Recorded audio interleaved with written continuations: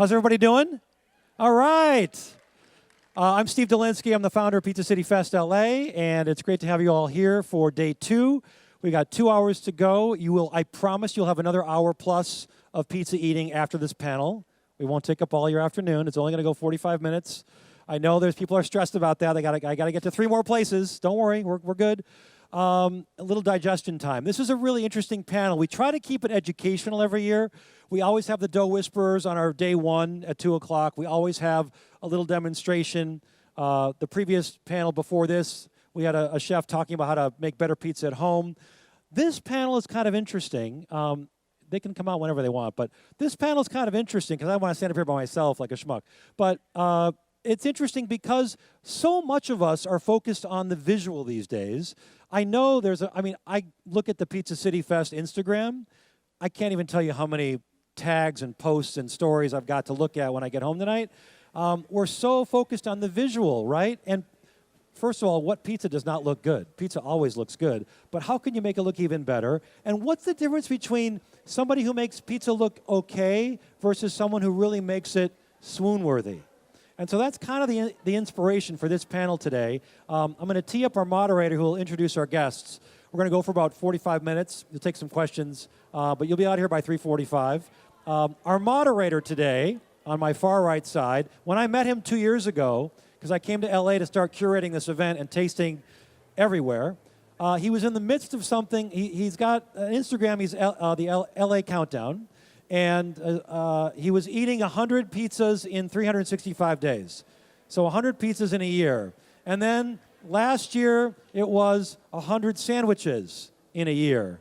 By the way, look at the guy. How thin is he? What the hell? Are you Ozempic or what?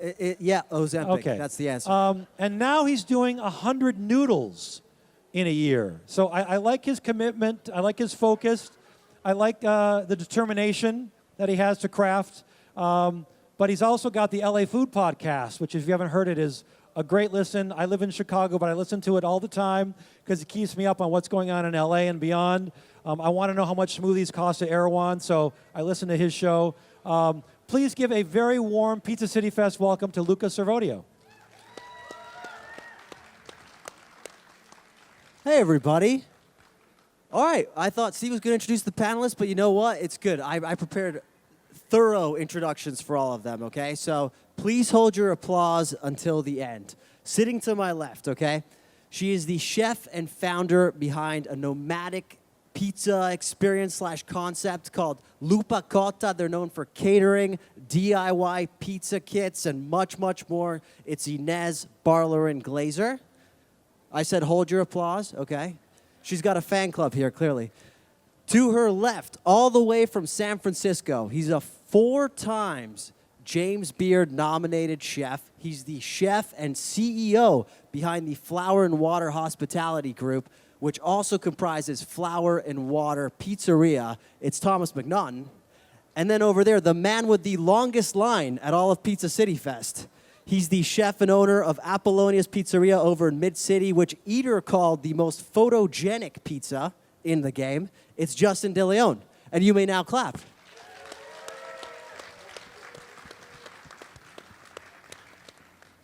So we're here today to talk about pizza as art. And you may not know this, but all these folks up here are more than just pizza makers. They actually have previous lives as artists and artisans, okay?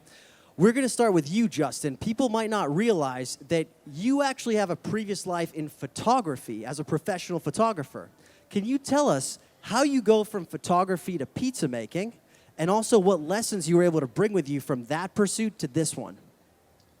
Back in the late 2000s when photography was transitioning to digital, I felt like it wasn't something that I personally wanted to pursue.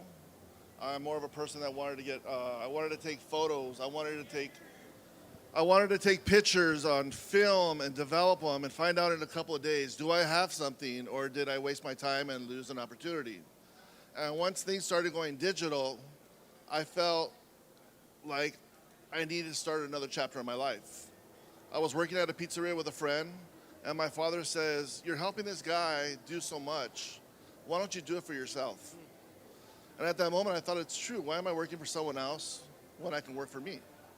and I used my photo background and transitioned it into the pizzeria, used those foundations and fundamentals to create a business plan and create an identity that I hope was successful in calling something that was my own, and using my photography to push communication with our product, whether it be nationally or internationally.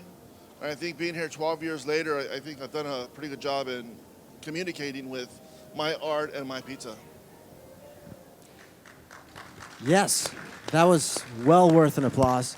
Ines, you also came from a different artistic pursuit. You studied film in college, and then you worked in the industry for a while.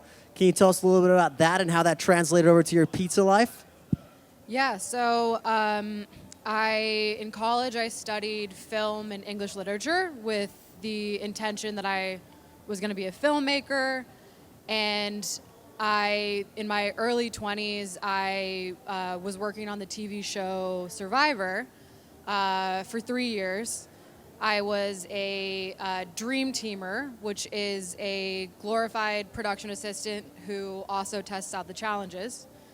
And one of my jobs, or one of my many jobs, was to bring 80 plus pounds of camera equipment from the boat to the beach in chest high water many times a day. So that kind of, it taught me, the endurance that it takes, how to be a good mule, essentially, but the endurance that it takes working in the food industry, especially in events and doing pop-ups where you're going from place to place, bringing all of this equipment, after a long day, you still have to pack up and you do what you got to do to make pizza magic, Gotta do what you gotta do to make pizza magic.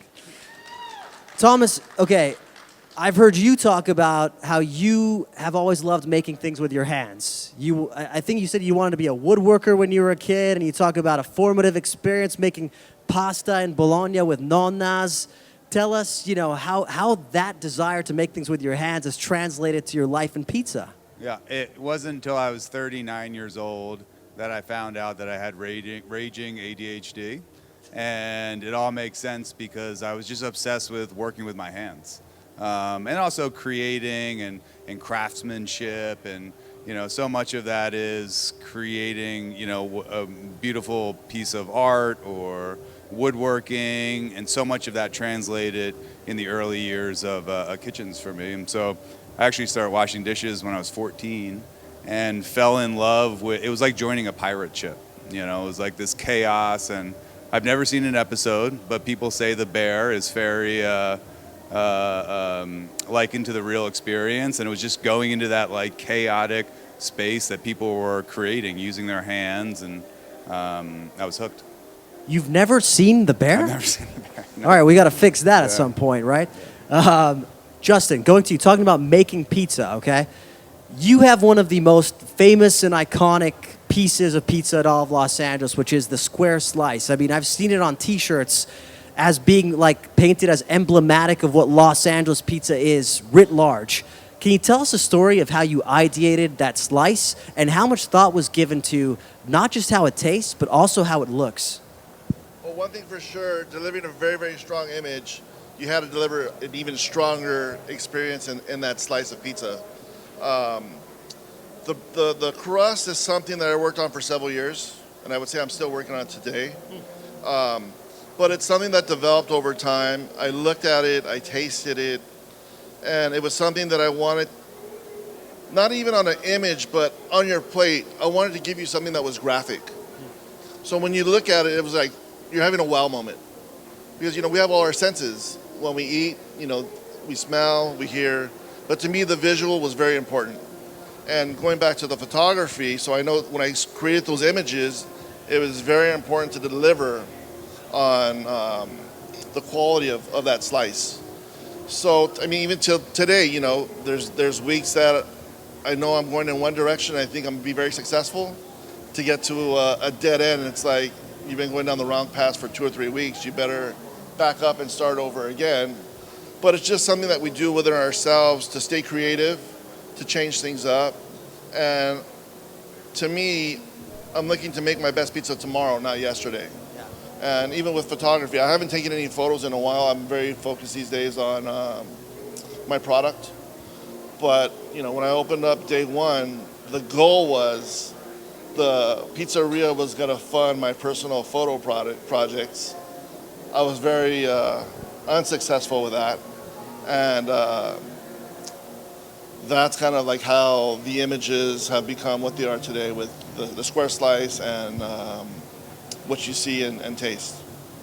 Quick follow-up, because obviously you have a huge following, right? And people who come to your pizza shop and expect a certain thing. But you talk about always evolving. How do you balance that need for giving people what they expect, but still evolving at the same time? I think the changes that happen in the pizzeria, most people won't notice. Some people might. But at the same time, I could be honest with myself and say my round pie is almost the same pie that it was 12 years ago. Same pie 12 years ago. And it's interesting. It's like not much has changed, but why is there a change? You know, who was it that said something, or were they the neighbors? But I think most importantly, I'm pretty grateful that imagery is part of the success that we've had to get us where we are today. Yeah.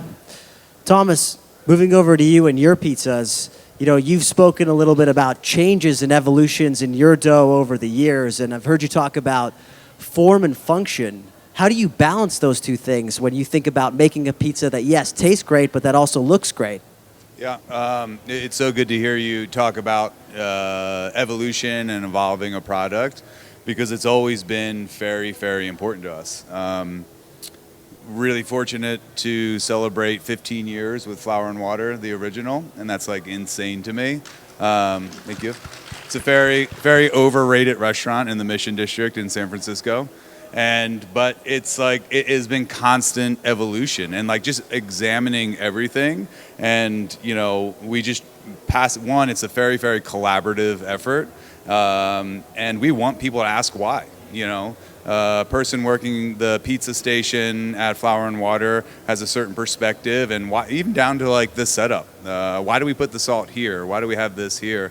And if you're constantly asking that question, why, it will always evolve and show up in the product. But we were really fortunate that the Flour and Water Pizzeria's original location, after about 2 years, we moved to a larger location. And after 2 years, it was like, can we dream big and think of how we can impact our final product through design, flow of the kitchen. We have this like centralized dough room. You know, all of that shows up in the evolution of the product itself. Yeah, it's a living, breathing thing. Yeah. Ines, one thing you do, talking about how pizza looks, is you teach people how to make pizza, right? And as an amateur pizza maker myself, I think one of the most frustrating things is actually trying to make a pizza look like a pizza as opposed to just a deflated whoopee cushion or something like that. How do you actually tell people to make their pizza look good as opposed to just taste good?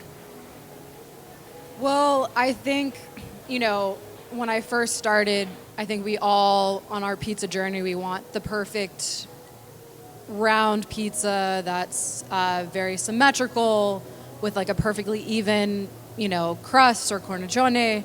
But I think leaning into the imperfect pizza is kind of how you do make it beautiful, and it speaks to the maker or the artisan.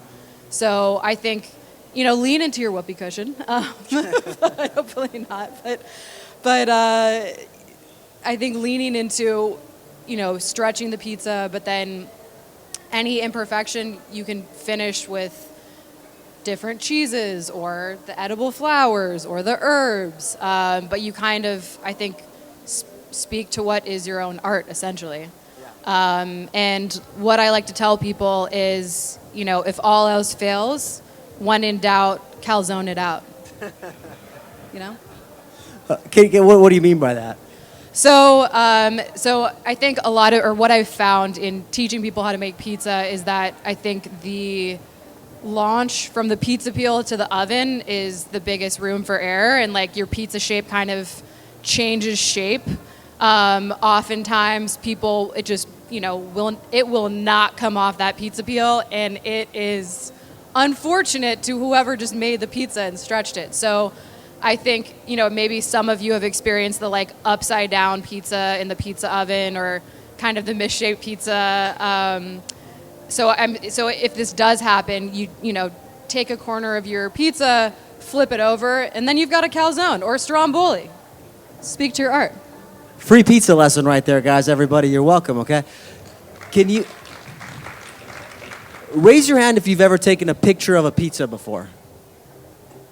Okay, raise your hand if you've ever been unhappy with how your picture of your pizza turned out. There you go.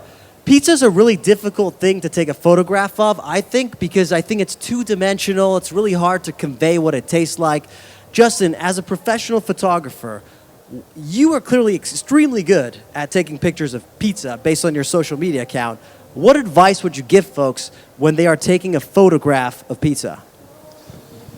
To me, it's two things, lighting and reaction. If you got to think about it, then it's already gone. You photo what you see and what you feel.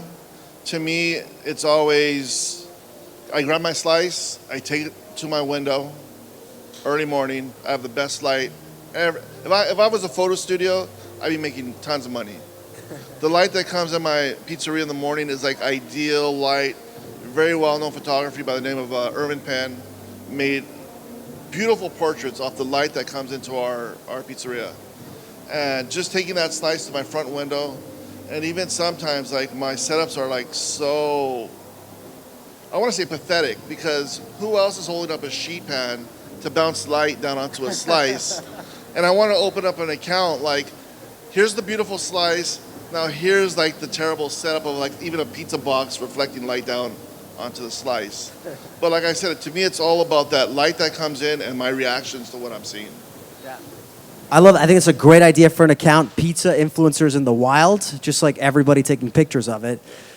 Speaking of taking pictures in pizza locations, Thomas, Flour and Water recently went through a redesign, and I understand there was a lot of thought given to the branding. How much thought did you give to, yes, the branding, but also what it feels like to be in the pizzeria, and critically, how Instagrammable the branding is? Yeah. I think at the end of the day, when it's a pizzeria, it's supposed to be about fun. You're supposed to, a lighthearted experience. And we always say, like, we take it so seriously behind the scenes so you don't have to. And we want to, like, overthink every little detail. And so a guest can come in and let their hair down, have a good time. With that particular space, I'm fascinated where design, like form meets function. And there's some amazing restaurant designers that are like beautiful spaces, but they're not very functional. And then there's like highly functional spaces that maybe aren't the most beautiful to sit in. And like, where does that meet? And I mean, 2024, it's such a different time, from the interwebs, Instagram, all these things where like images can just shift in such a fast manner. And it's like, so many things are replicated. Somebody gets inspiration and takes it and just instantly replicates it with maybe a little less thought behind it. And I think that kind of always comes through. And so, yeah, it was really important to us. We think it through. We want to understand, and love it or hate it, Instagram is like such a powerhouse and transfer of information. I mean, that is like, people used to care about, what's the website name that comes up? Yelp? The what? Yelp? No, like the name for a website. Oh, like the URL? The URL. Yeah. Like you used to have so much thought into the URL, like it doesn't matter anymore, right? Because you're just Googling it or whatever instant feed there is, like a link to it. And so again, it's evolution, understanding the time that we're in, and we want to provide beautiful spaces. The image that was up where our branding team did this amazing pizza box. Like we wanted it to be recognizable and not necessarily have like the race car stamps on it to say, okay, this is Flour and Water. Let's just make a really cool box. And we're like, it's a pizzeria. We're going to sell hundreds and hundreds of pizzas a day. we need to store them. So let's take this beautiful box and make sure that it can translate to a wall. And behind that wall is one of the glassed-in dough rooms. And so, like, it's like functional. It has like 600 boxes stored on it. But as we're using it during the day, it's kind of like this like beautiful art piece that kind of changes, and you can see people behind it. And without even really thinking, it's where everyone takes pictures. So now you see, like, on the Instagram accounts, everybody wants to take a picture on that wall. And so I think it was this beautiful place of form and function. And that's outside of the restaurant. The branding plays such a large role in it. And the branding team that we work with, again, are so highly collaborative, and they want to hear our perspective and how. And so, yeah, very happy to That's awesome. Do you ever have influencers or people taking pictures in the middle of the restaurant that pose a hazard? No, I don't think so. No. Good. That means the form and the function are working. You know? Yeah. Ines, speaking of social media, as I mentioned in the intro, she has one of the most beautiful social media pages in terms of pizza in the game. One of my favorite series that she does, and there may be a video playing right now, but it's something called Pizza Salad Detox. All of February, you make pizza salads. I gotta ask you, how do you come up with these social media ideas, and how do you keep it from feeling like a grind so that the creativity always comes through?